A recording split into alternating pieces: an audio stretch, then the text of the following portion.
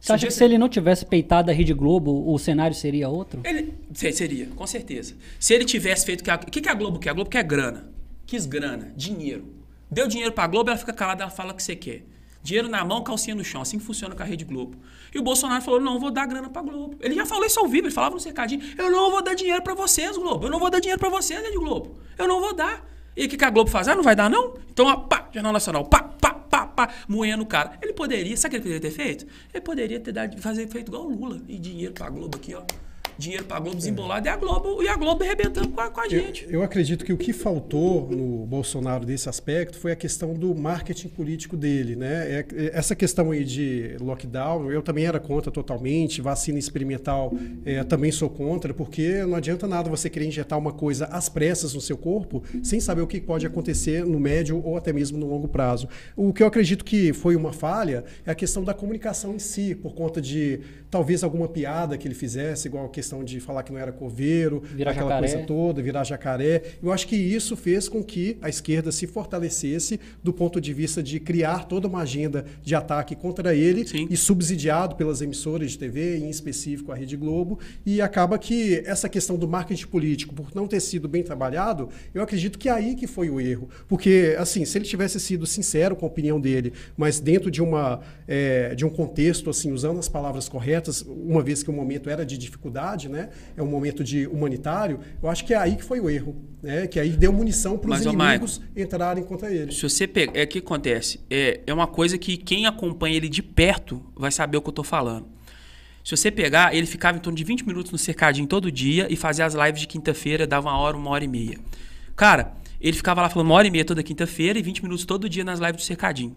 Beleza? Uhum. Ele falava 20 minutos. Quando ele falava uma besteira de 20 segundos, o Jornal Nacional, a esquerda pegava pra bater nele. Fazia o corte. Cara, se você ficar aqui falando uma hora direta aqui, você vai falar uma merda, velho. Se você for você, sinceramente, falar, vou falar o que eu quero aqui, tô nem aí. Não, às vezes você nem fala merda, às vezes ele tira alguma coisa fora de contexto. Vou te falar, Jacaré, o que ele falou? Eu não posso, como presidente, colocar uma vacina experimental, comprar uma vacina experimental. Se a pessoa toma e vira jacaré. Ele não disse que a vacina vai virar jacaré. Ele deu um exemplo. Aí a esquerda pegou, tal, montou e pumba nele. Entendeu? A questão do coveiro, que eu acho que ele usou uma palavra que estava num momento sensível, realmente, acho que até ele se arrepende do que ele falou. É porque os caras ficavam falando, presidente, morreu 200 pessoas hoje, 300 pessoas, 500 pessoas. Pegou ele num momento nervoso, ele, eu não sou coveiro, você ficar falando de morte comigo, eu sou presidente da República. Ou seja, ele não deveria ter, às vezes, conversado com aquele pessoal que estava ali, eu entendo, entendeu? Mas se você for ver todas as decisões que o presidente Bolsonaro fez durante o mandato em prol do Brasil, foram decisões acertadas. Você pode questionar uma coisa. Igual vou falar outra coisa polêmica. O 38 fala, ele nomeou só petista pro STF. Ele fala isso, não fala? E colocou Cássio Nunes e colocou André Mendonça. Cara, uma decisão do Supremo Tribunal Federal, o presidente nomeia. Mas o ponto do presidente nomeia já tem que ser uma coisa alinhada com todo um grupo de pessoas. Pra você ter ideia, ele nomeou o André Mendonça, que ele falou, eu vou nomear, o segundo cara que eu vou nomear vai ser um cristão, como é que ele falava? Um evangélico raiz, falava algo do tipo assim, que é o André Mendonça, que é um pastor da Assembleia. Quando ele nomeou, ele teve uma resistência no Senado Federal, que o Davi Alcolumbre, na época, segurou a nomeação do cara 6 meses. Não pautava na comissão para os senadores aprovarem. Então, vocês têm que entender que o presidente ele tem uma força, mas ele não é o presidente Bolsonaro falar assim, eu vou pôr meus 2 filhos no STF porque eles vão me defender para sempre. Não vai. É complicado. Não é assim. Mas você vai falar assim, mas o Lula pôs o Zanin e pôs o Flávio Dino. Ele comprou todo o sistema inteiro primeiro. Eu acho que Pra depois fazer o que ele quis. Aí o Bolsonaro não estava disposto a sujar a mão dessa forma para fazer isso. Exato. E o que também confundiu muito a cabeça do eleitor na época da pandemia foi a questão de desconhecimento de como a política funciona. Tem gente que até hoje acredita que presidente tem poder de ditador.